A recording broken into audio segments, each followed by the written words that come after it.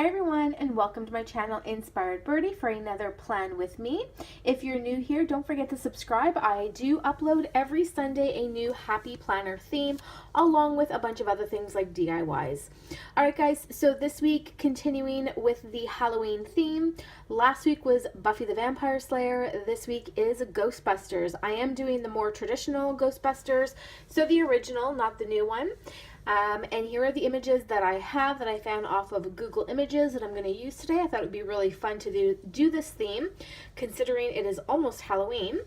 And then I have some washi as well, so I'm going to be using my black washi, which is from AliExpress. I also picked out these two really cool greens that are also from AliExpress. And this is one of my Halloween washis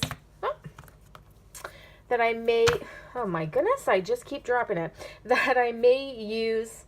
I got this from AliExpress as well. I really, really like it. So yeah, I might use that as well.